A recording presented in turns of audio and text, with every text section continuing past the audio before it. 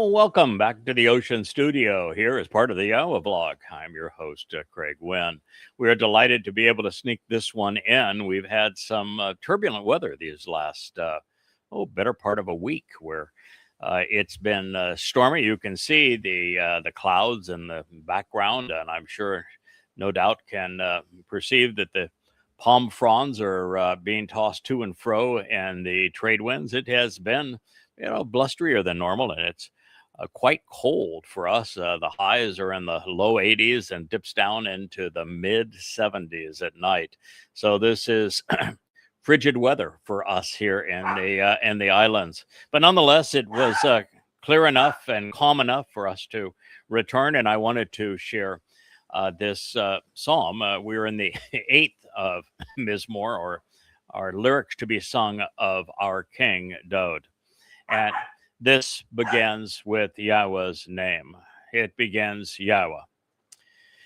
And that is the proper pronunciation of the name of God as directed by his Torah, his teaching regarding our Haya existence and even our Shalom restoration. By those words, Eloah, Torah, Haya, and Shalom. Every letter in Yahweh's name is easily pronounced. It is Yahowah. Simple, not complicated. Certainly not something that should be controversial. The fact is that Jews and then Christians and Muslims simply erased God's name. It's well known. It's presented some 7,000 times in his Torah, prophets, and Psalms.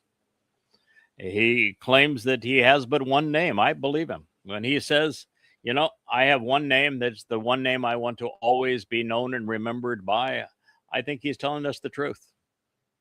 And when he says that his name is based upon the verb Haya, then I think we should know what it means, since Haya means I was, I am, and I always will be. And when he introduced his name, he also conveyed it with my favorite of all Hebrew words, the Hebrew word that began my understanding of who Yahweh is, the very word that led me to become the first person to restore the dignity of Yahweh's name. It is Asher. And come to find out that it's the very term, Asherah, that Yahweh would ascribe to my beloved bride, Leah. It means blessed and beneficial. So Yahweh, Edom, our upright pillar and firm foundation. Now, when we're considering this word, Edom, it is typically rendered as Adon, and then as Adonai by the rabbinical type. And that is because they don't want to ever say Yahweh's name. They just want to call him my Lord. And Adon would convey the idea of Lord. And it, there are aspects of Lord that are really inappropriate, and there's aspects of the word that are appropriate. It is used throughout the Torah, prophets, and Psalms. And I have typically rendered it as Edom when directed towards Yahweh. And that is because Edom is described in the Torah as the upright pillar and the firm foundation of the tabernacle. And so he is those things. He is our upright pillar. He is the firm foundation of the tabernacle, the home of the restoring witness. And so that makes perfect sense, and that's how it is used throughout the Torah. When it is described as Adon, it can also be applied to God and to man. It was used primarily as an honorarium. So if somebody is saying, my Lord, they're speaking of either a superior in terms of overall prestige or rank or influence or position. And it's very much like if you go back to the time that I was a young man, which, depending on which life you're looking at, was anywhere between, 70 years ago and 7,000 years ago. I'm laughing here. Yeah, I'm looking pretty good for 7,000 years old. Uh, it was used like we use sir. Yes, sir. You would say of an elder that you had some respect for. Yes, sir. No, sir. Uh, and so it is used very often in that sort of way. Here it's our because it was followed not by ane, which would be my, but anaknu, which would be our or us in Hebrew. And so it's fine from that kind of an idea. It's a sign of respect. Um, there are two Hebrew words that convey this. One is Baal, and the other is Adon or Edon, and they they have a slight difference between them in that Adon only means Lord and Master. Um, Edon only means, it's written the same exact way, by the way, upright pillar and firm foundation. And Baal would add to that husband, while they also, each of them could address this this Lord and Master concept. So you have Adon, Lord and Master, Edon, upright pillar and firm foundation, and Baal, husband, in addition to Lord and Master. Now, there is a positive spin, as we have learned, relative to being Lord and Master as a husband, as well as Lord and Master of a domain. Dowd, when he was king of Israel, was the Lord and Master of Israel. That's the nature of a king. And God's form of government is going to be as a result of as a beneficial and benevolent leader. But he is king. We're not electing. We don't. God's not going to say, I'm a big fan of democracy, and we're going to hold a vote, and all those who want to be leader, submit your resumes, and then we'll have debates and speeches, and the people can decide. Well, the last time Israel was given the opportunity to decide, they chose Shaul, and he's known for opposing the Torah, being viscerally aggressive in trying to kill Dowd, and of being demon possessed. And his namesake would create the most egregious religion of all time, Shaul, who became Paul, who God calls the plague of death. So God's not going to do that. And he is going to have a supreme and sovereign leader over his people. God does not want to himself be responsible for the nitty-gritty day-to-day management of anything. He works through people. You can hear in the background that is Kara telling Wookiee that she wants the ball that Wookiee has manned up and taken. Wookiee is trying to get Kara to recognize that there is a difference between boy dogs and girl dogs. And Kara's not buying it at this point. So Wookiee is the Edom in this situation of the ball. So the reason I'm going through this is that I think it's important that we recognize that Yahweh wants to be known as our Father, and that he is Almighty God, that these are his titles, and he chooses to work through people who have different levels of authority in speaking for him, and that there are very positive as well as negative applications of Edom and Adon as well as Baal. But the biggest issue with Baal is that it was misappropriated, as was Adon, Lord. Both of them were misappropriated by the adversary, as he does. He also misappropriated Ashar, becoming Asherah, the mother of God, the queen of heaven, and virtually every religion, including Christianity. And it's prevalent also within Islam. So these are she definitely has an opinion as to what is important to her. And so these are things to understand, that Satan misappropriates the things that God cherishes and that he uses as symbols. You look at the fact that he has designated the role I'm playing as being a bull, and yet you look at the bull and it's a preeminent source of worship, if you will, a false god in so many pagan religions. So something misappropriated from God, as was Ashar, as is Baal. And the case with Baal, when Elijah opposed the religious and political establishment of Israel, his enemy was not Baal and it wasn't Asherah.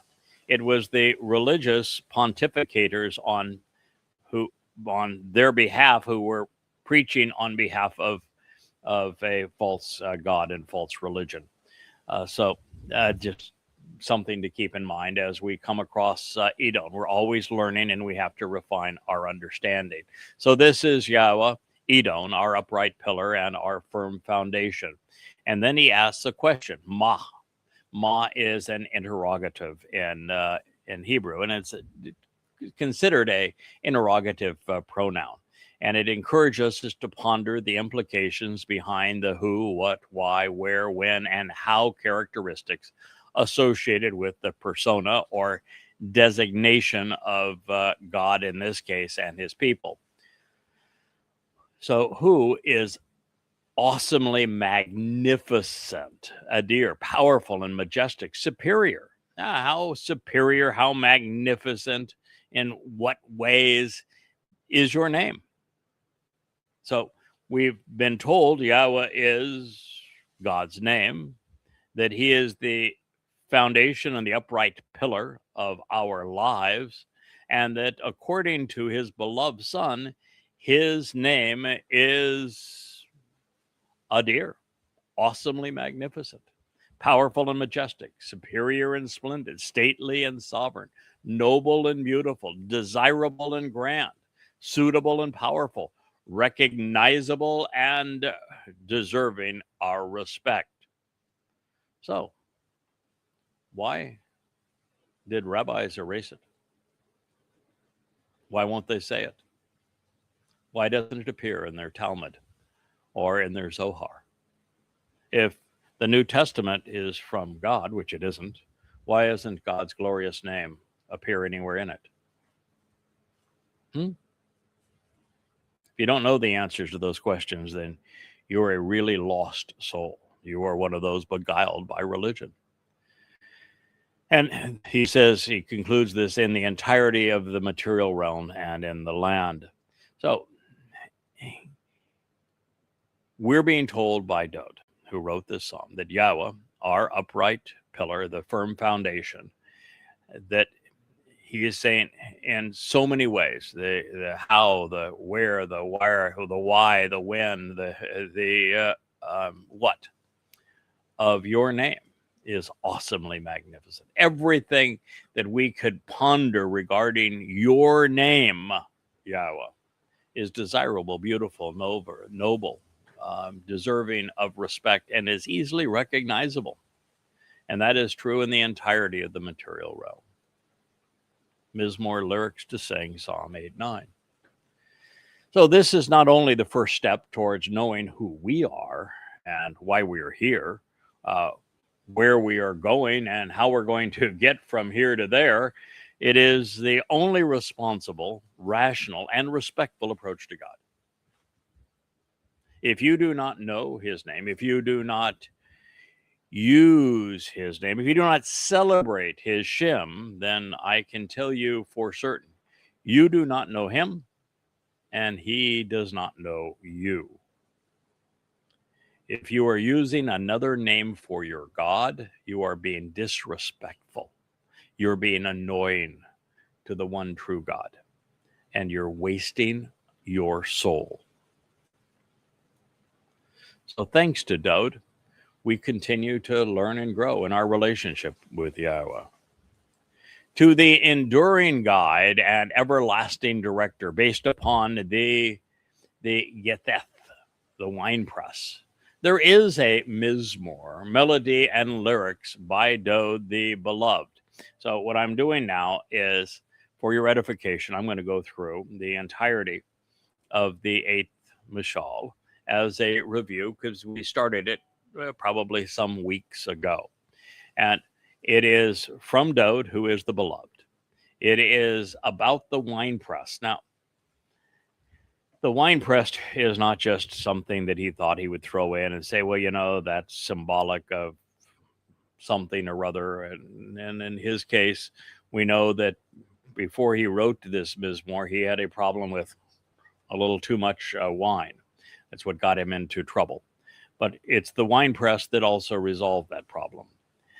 There is a man known to Dowd that emerged from the winepress earlier in his life, at the transition point in his life, and that will come again, emerge from that winepress to restore his people unto him.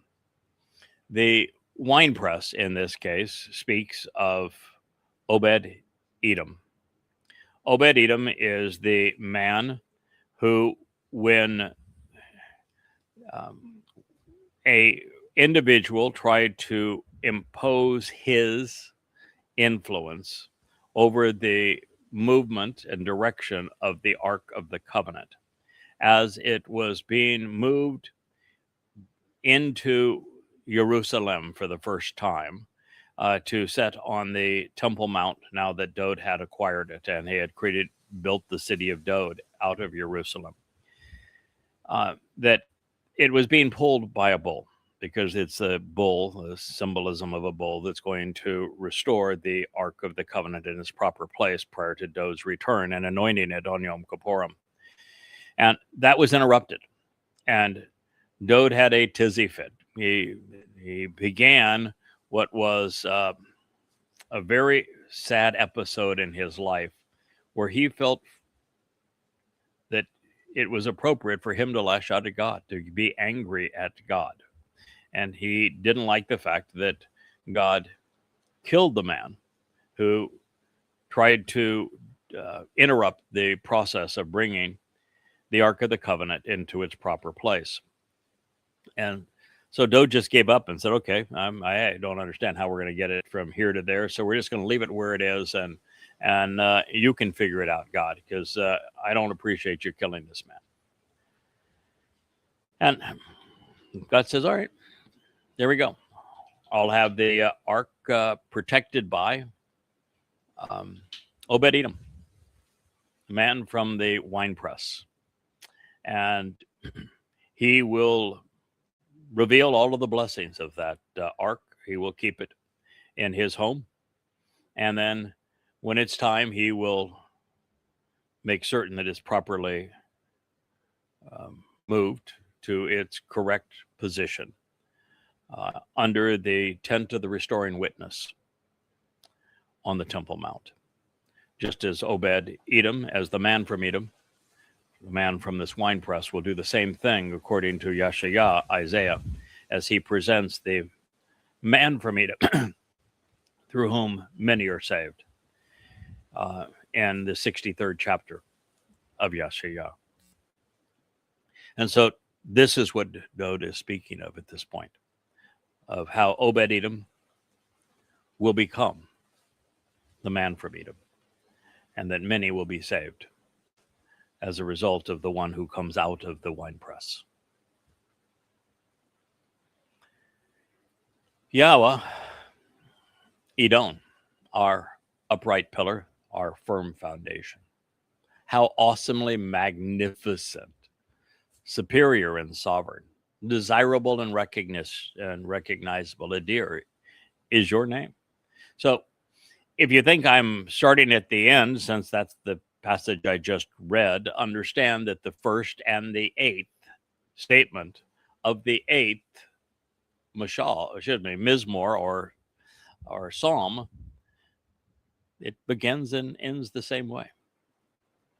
It's Dowd's way, perhaps, of saying just as Obed-Edom resolved the issue of the Ark of the Covenant and made certain that it was brought into Jerusalem and placed under the tent of the restoring witness at the proper time and the proper way, by the way, on Teruah, so shall he reposition the Ark of the Covenant in a way that saves many. On Teruah, 3,000 years later, we're going to come full circle. So just as he is announcing that the firm foundation that Yahweh provides reveals that his name is awesomely magnificent, sovereign, desirable, that it is recognizable and it should earn our respect. And that's how he begins, that's how he ends. It's a wonderful bookend for one's life, is it not? Throughout the land and the material realm, which to show the way to the benefits of the relationship, you and I have chosen to bestow your glory. Beyond all of the spiritual realm, Mizmowr 8:1. You see, Dowd is Yahweh's representative on earth. He is called Elyon in the 89th Mizmowr, Dowd's song. And as Elyon, he is God's influence and representative on earth. And it is Dowd who, by fulfilling Pesach, Matz, and Makudim, became the one who showed the way to the benefits of the relationship, Ashar. And as a result, Dowd is acknowledging that you and I have chosen to bestow your glory. Nathan, Hod, Atah, written in both the cohortative, first person expression of volition, and the imperative, second person, so that they are of like mind. This is what they both want.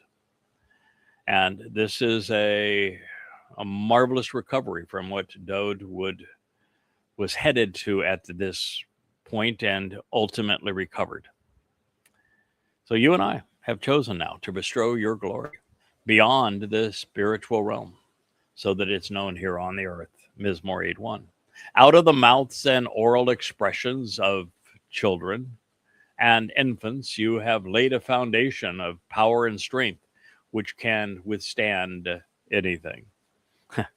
I laugh because, I am either 7,000 years old or 70 years old, depending on which iteration of my life you want to focus on.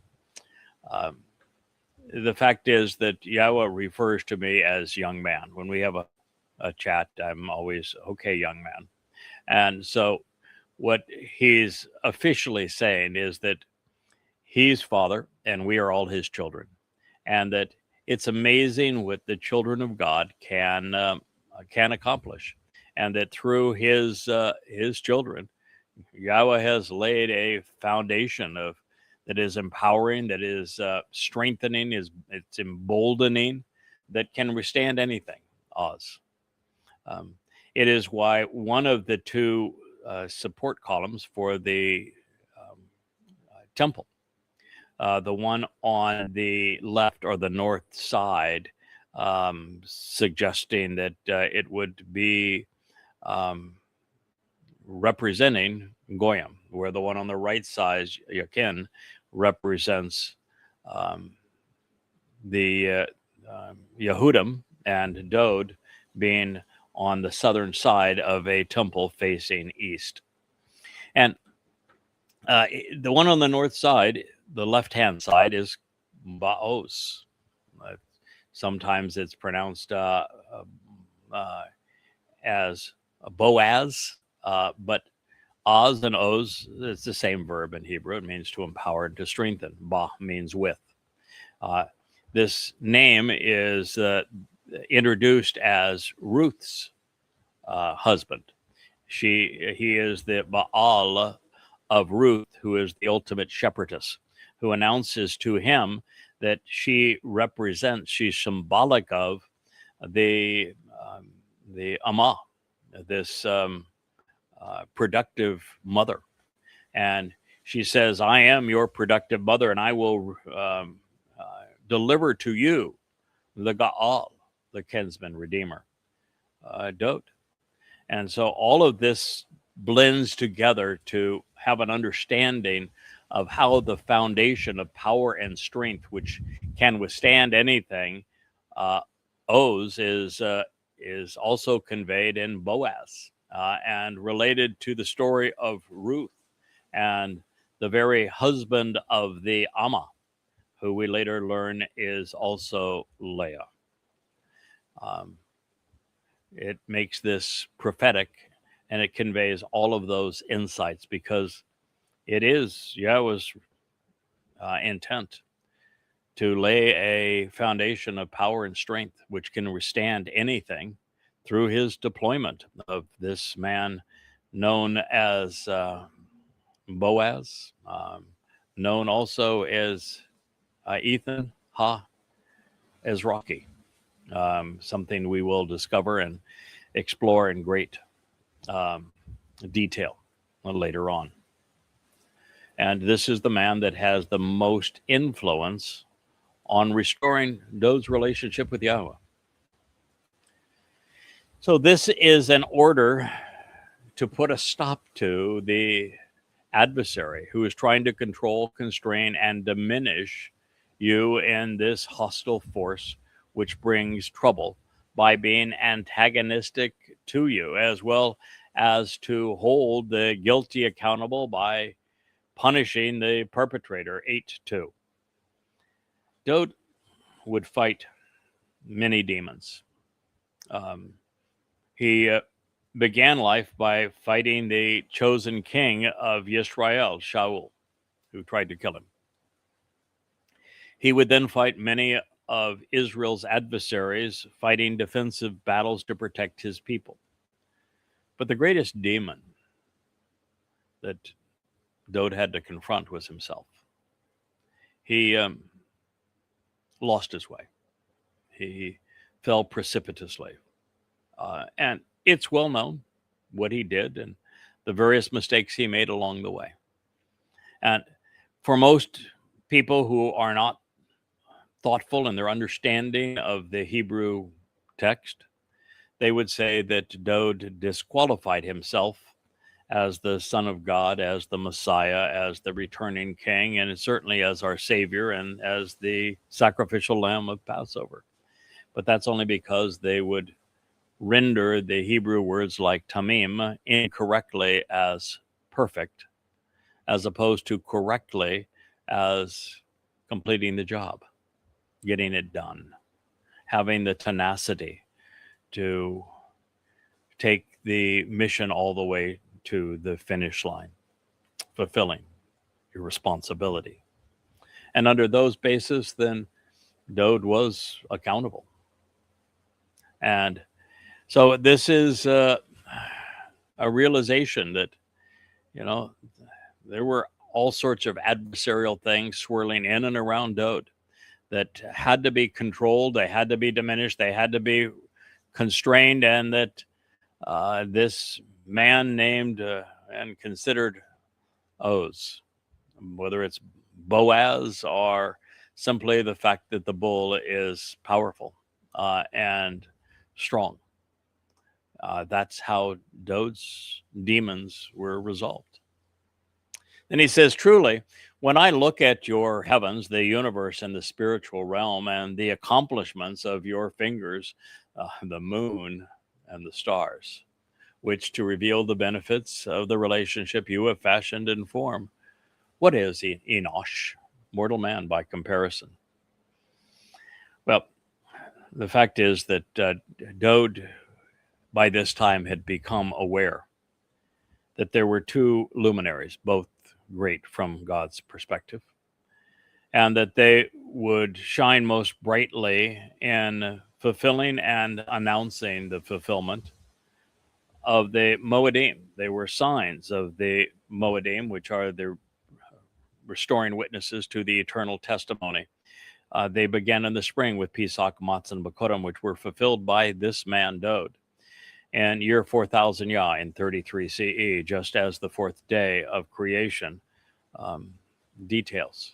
And that his achievements, his accolades, his very reputation would be reflected and restored by the moon, the lesser luminary, during the time of darkness. And so he's saying, so what is and who is this mortal man? And so again, it's prophetic. It's a teaching moment. It brings all of these insights together so that we realize that the stars are speak of the luminaries, and the moon is the one that reflected Dowd's light and the one who resolved his problem at this time. And it says, you are mindful of him and the very Son of Man, that surely you take stock of him and relate to him. 8:4. And this is something that I have been studying here in the evenings after the show. Yes, I only work a 90-hour a week, and that means I'm only working half time, because that means I'm working 13 hours a day as a 90-hour work week. And so that means I'm working half time. It's a half-time job. But the other half time, besides sleeping and eating, I'm studying a variety of subjects that I find interesting. And one of them has to do with the unique nature of our planet and who we are on it. And when I returned to the conditions, the story of Eden, the Garden of Eden, and learned that it was Yahweh who caused the fall of man, and learned why he had done so, and where man had failed in the garden, and then came to appreciate that we're being taken back to the garden. Just like the psalm comes full circle, we're coming full circle. We were given the opportunity to excel in the garden and failed. And we're being brought back to the garden after 6,000 years of being outside of it to be given the chance to succeed. And there are three things essentially that God wants: us to be observant, to us to be responsive, and us to be reliable. And this is how God would take stock of man. This is what he is expecting from man. So as I looked at the garden, Gan means protective and enclosed environment that's suitable for life. And when Yahweh was returning the entire earth to the conditions of Gan, I began to perceive the earth as a sheltered and enclosed garden, conducive to life, that was protected. And in that regard, I was besieged immediately thereafter as I surveyed YouTube, which is kind of my way of winding down at the end of the day. All of these programs that were on how uniquely tuned the earth is for life. Some of them would say, by comparison to the earth, Mars, for example, and the moon are both hideously toxic. Humankind can't live in either place for any length of time. And they went through the uniquenesses of Earth. And they would do 2 and 3 hours on all of the things that had to be perfectly positioned, sized, and everything for life to exist on this planet. And then they go through the exceeding unlikelihood of intelligent life. And then they'll go and they'll analyze the universe and say that when you consider how many unique things have to be right for a planet to be conducive to life, it is almost certain that there is no life on any other planet. And we realize just how unique this place is. That it is a place conducive to life. And that's what we're given this final opportunity to get our act together so that Yahweh can take us off of this planet and explore the rest of the universe where we're likely to conceive life with him in new places. So when you think of it that way, what you come to realize is what Dowd is saying here, that man really is in the center of the universe. as is this planet. In fact, the universe is equally distant all around us. We are in the center of the universe. We are the one place where life was conceived, where it thrives. We're in the one place where we're being given a second chance to demonstrate to our Creator that we can be trusted by Him, that we're interesting, that we're good explorers, that we're observant, that we're responsive, and that we're reliable. That's why this says Zacharyhu. And Zacharyhu doesn't just mean that you are mindful of Him. It means in particular that you remember, you celebrate the most memorable of men. You celebrate the very Son of Man, such that you take stock in Him. You relate to Him. When you understand God's whole story from beginning to end, that is a very powerful, very profound thought. Therefore, you have made Him somewhat diminished, withholding something from God. And yet you have surrounded and enveloped Him with honor and respect, and with an abundance of riches, with a powerful presence and a glorious reward, along with the most appealing attributes, valuable qualities, and useful attitudes. 8:5. Do you know what he means by all of this? I do.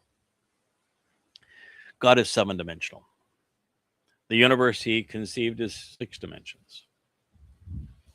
Our planet and the realm that we understand is 3.5 dimensions. We have up, down, right, left, back and forth. And we can maneuver in those 3 dimensions in the ordinary flow of time. The 4th dimension. 3.5 dimensions is what we're in. God is 7-dimensional. So we have been created as a diminished version of Yahweh. And God's not going to enhance us, empower us, enable us, and increase our dimensionality from 3.5 to 4, 5, 6, and 7 until He knows that He can trust us. And He can't trust us until there are enough of us who relate to Him, who are observant, who closely examine and carefully consider the information He has provided for us to understand, who then respond to Him and contribute to the relationship. And when they make a mistake, they learn from it and grow as a result. When they trip and fall, they get back up and get going, therefore demonstrating that they are dependable. And it's only then that God's going to say, I can trust you enough to empower you up to 7 dimensions, so we will not have a diminished difference between me and you. So we can relate directly to God in a far more exciting and empowered way. But you see, with every increase in dimensions, there is an infinite increase in choices and of opportunities. And we just can't be trusted currently with following God's instructions regarding how to capitalize upon and do no harm in, and yet enjoy being elevated past our current 3-dimensional realm. And our brains don't process typically things that are infinite. In fact, we can't.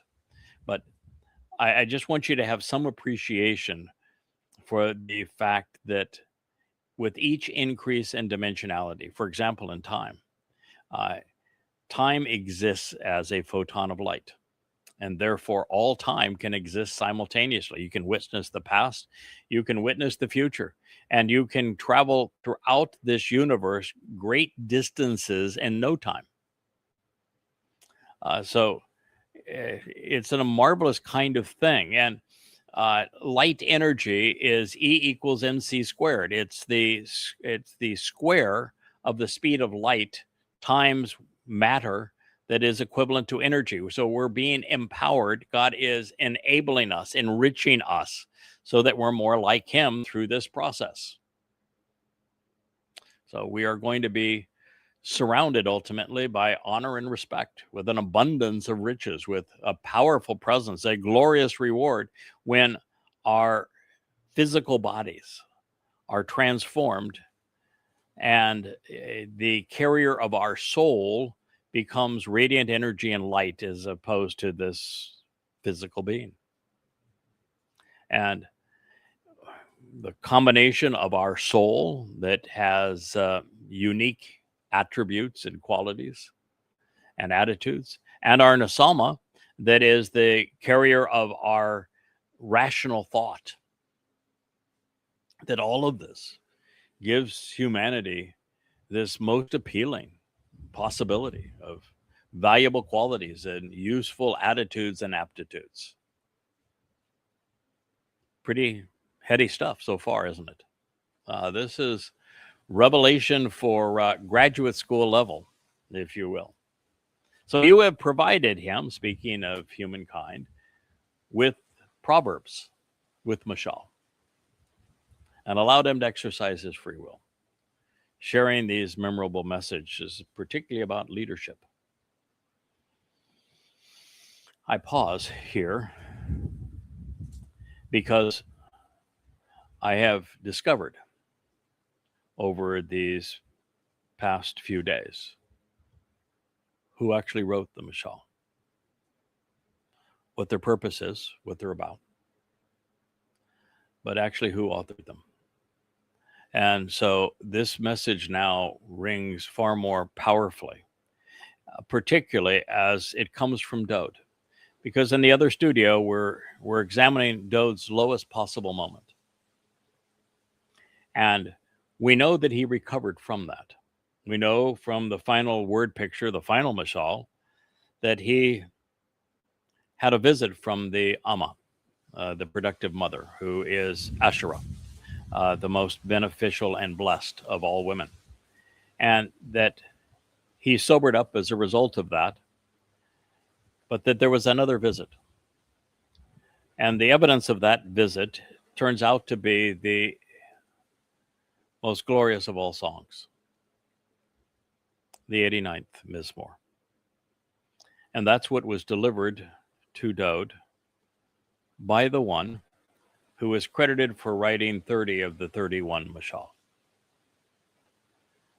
And so by Dowd conveying all of these very profound thoughts about who we are, who Yahweh is, and how we bridge the gap between them, between he and us, the person who provided the memorable messages, the proverbs that allowed him to express himself this way and lead in this manner,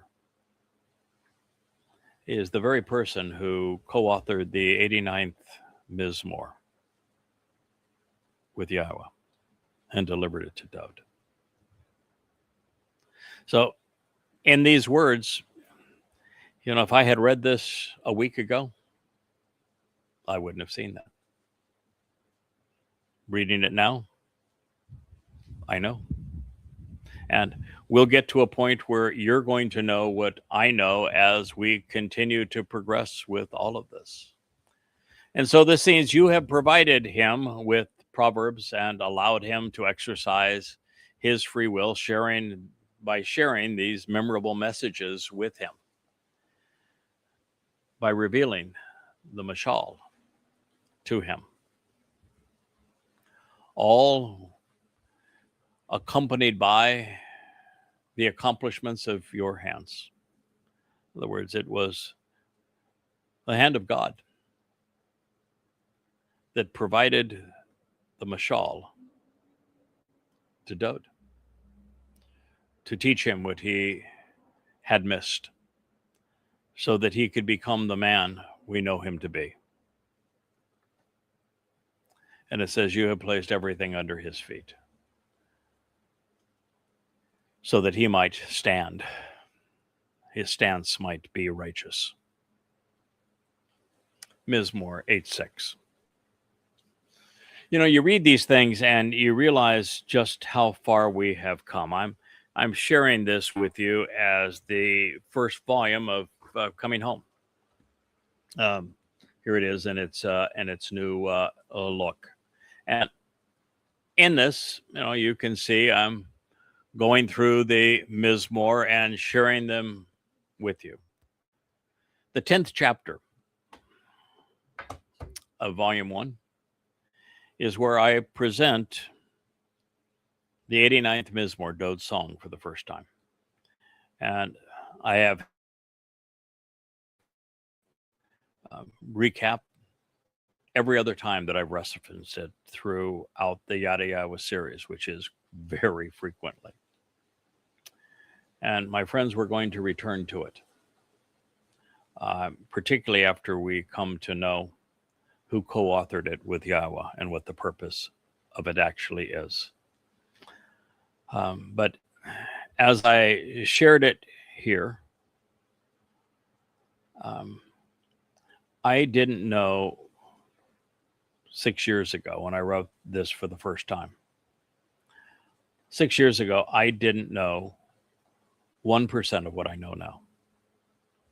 And 6 years ago, when I wrote the first volume of Coming Home, I had already invested 18 years of 12 to 14 hour days, 6 to 7 days a week, and translating Yahweh's testimony and coming to know him. But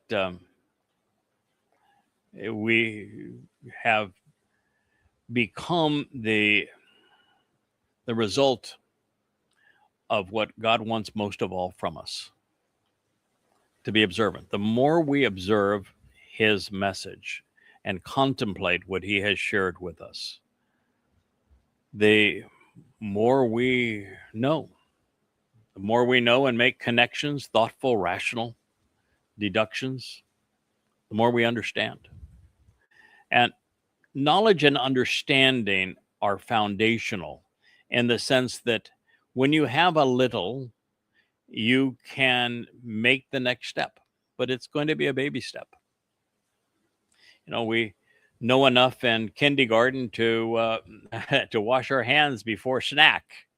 We don't know a lot. First grade, we're beginning to learn an alphabet and maybe some simple math, but we're not ready for algebra and trigonometry and geometry or calculus or any of those kinds of things. The history might be what mom and dad did yesterday, as opposed to what happened 3,000 years ago and how it influences our lives. The more we learn, the better we're positioned to understand, although I think it's less than a tiny fraction of 1% of people who become scholars and know a lot that actually transition to the full benefit, which is understanding. And the more you understand, the more you're capable of understanding. So the floodgates really open after a while, and that's where we are. I was chatting with Rich and Leah just before this program, and Leah is championing the idea of a early harvest of us leaving in 100 days on the 22nd of May, 2026 of this year. And I said to her that then I can't finish the job, because at this point I need to conclude the book I'm presently writing and share that with you as part of the Yahowah blog. And it's profoundly important. We're well into it at this point, and within weeks we'll probably reach that result. But then it's, I think, vital that we complete the portions of Yeshaya, Isaiah, that we have not dealt with yet. There's probably 10 chapters. So that's a volume in itself. And then there's a lot that we have not yet analyzed in what's considered to be the minor prophets. There's more of Zephaniah. There's more of Yow'el. There's more of Zechariah. all to be deduced and shared, which is every bit of a volume. And, the resulting Yada Yahowah vlogs that would be derived from it. And then now that we have learned more about the origin and the purpose and the timing of the mashal and how they overlapped the last 4 years of Dowd's life and the first 4 years of Solomon's reign as king, and therefore Solomon from the time that he would have been 8 years old to the time he was 12. That this, well, actually, from the time that he was 16, first 4 years of his reign, and the last 4 years of Dowd's first of 3 lives. So 8 to 16 on Solomon. So now that I've come to understand that, I want to share everything that can be deduced from the Mizmowr. I've done, but with limited understanding. I know 6, 7, 14, and 31. But snippets from others, but there's a lot there. We want to share that. That would be at least 3 volumes. So can I write 5 or 6 volumes over the course of a little more than a year? Probably not. But I can get a lot closer. Feel a lot more comfortable having completed the job. So I'm hoping for a later withdrawal. Well, I think my wife would be happy if we left within the next 100 days. And one of the things I have shared with both Rich and Leah, and I'm going to share with you now, I think that the only way for the earlier harvest to occur is for one of 2 things to happen, and it has to happen really within the next month. One is that either Israel or the United States, or collectively both Israel and the United States, attack Iran again. The result is going to be quite different than the last time, if that occurs. Israel is going to get pummeled. The United States is going to face a catastrophic loss as well if the United States engages. And Israel and the United States are both going to look for a way to sue for peace. And with the united Islamic world, the only thing that they would accept is a Islamic state carved out of the heart of Israel that makes Israel's ongoing existence impossible. And therefore, the state of terror that thins Israel at the waist would transpire within weeks or months of that attack, and therefore put everything in place for an early withdrawal. The second is that Trump, who has destroyed the reserve currency status of the US dollar by weaponizing the dollar, and who has infuriated the entire world, showing that the United States is a belligerent bully who cannot be trusted, has empowered the BRICS nations, particularly China, but also Russia, India, and Brazil, to the point that they have gone full speed ahead at creating a competitor to the dollar in international trade. And it's gained so much steam that the dollar has gone from about 99% of all international trade down to below 60% just recently. And the U.S. debt can no longer be funded. The only way to create the illusion of solvency is by printing boatloads of money through quantitative easing, destroying the value of the currency and making it even less desirable for anyone to actually buy a bond. That being the case, if over the next month Trump does something again that causes those nations to say, let's stop kidding around, let's stop the slow pace of divesting from treasuries, U.S. treasuries, and pulling away from the U.S. economy. And that's happening at a very fast rate now in Canada and in Europe and in Japan and Australia. Almost all of America's allies are pulling away from the United States and from U.S. Trade ties. Now, that comes to a crisis. We can't fund our debt. At that point, Saudi Arabia is going to want to make a deal. They've already started to sell vast amounts of oil and currencies other than the dollar. Their largest customer is China, and they sell oil to China in the yuan. And they do business with Russia in their dollars and each of their currencies. But the only way to prolong, even for a brief time, the illusion of U.S. solvency through the reserve currency, which is the only way that the U.S. has been able to create these massive deficits without appearing bankrupt, is for Saudi Arabia to play along a bit longer. And if Saudi Arabia plays along a bit longer, they're going to be quite demanding. The last time they demanded that the U.S. defend Saudi Arabia against all foes under all circumstances with the U.S. military, that we give them access to our most advanced AI chips and artificial intelligence, that we provide them with nuclear power and nuclear technology, and that we give them hundreds of billions of dollars of our most advanced weaponry. But they're not going any further until we give them Israel. And Trump is now in a position to give them Israel on a platter. And if those things happen, then we're also in place for an earlier harvest. So either one of those two, you can watch what happens over the next 60 to 90 days and know whether or not it's May 22nd of this year or the 11th of June of next year. All right, I want to share that with you because I know a lot of people are interested in the timing.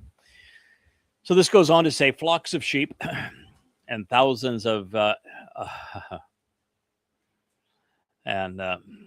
yes,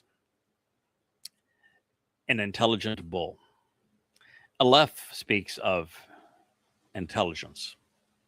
It is the Hebrew word for 1,000. It is the Hebrew word for bull. It is the Hebrew word for intelligent. Shoneh is the Hebrew word for sheep, for a flock of sheep. So there will be sheep, and there will be a learned bull, and they will work together along with the wild animals that are in the open realm, the beasts, if you will. The birds of the sky, the fish of the sea. Fish of the sea is really correctly translated that it is that which creates enrichment and empowerment from the sea. And the Sippor would be that which flies. So this is the lambs and the most intelligent of bulls. Both of them, all of them, along with the various living beings from the open environs. That which can fly and that which is empowering and enriching from the sea are all extended by way of the sea, by way of a goyim. Mizmowr 8:8. Yes, indeed, that's quite insightful. God's going to make all of this happen through his lamb on Passover, through the bull on Teruah, and there will be many living beneficiaries who will be brought from the opens and environs, and that as a result, some will fly and others will be dramatically increased all as a result of what Yahweh has extended from the sea. And Abar also means by way of Passover and by reaching out and taking us to the other side. So that was 8:8. Yahweh, Edom, our upright pillar and firm foundation. How awesomely magnificent, beautiful, and desirable, recognizable, and deserving of respect is your name in the entirety of the material realm and of the land. Mizmowr 8:9. Beautiful, isn't it? Tells us exactly what we need to know. And so with that, I'm thinking maybe it's best that we postponed the next Mizmowr, which is beautiful. It's the 9th. It will be the final Mizmowr in the last chapter of this volume. And we'll save it to our next program here from our ocean studio. We have survived. We haven't been rained on. We haven't been blown out. It's getting a little bit more stormy out there. So I'm just so delighted we were able to get this program in. And we'll return to this and cover the Mizmowr 9 in our next episode here from the ocean studio. Later today, we're going to return to really the depths of hell, to the most horrid moment of our king's existence, so that we have an appreciation of how far he rose after he had fallen. And we'll do that late this afternoon. So thank you for listening. It was a joy to be here with you as part of this program. Good day.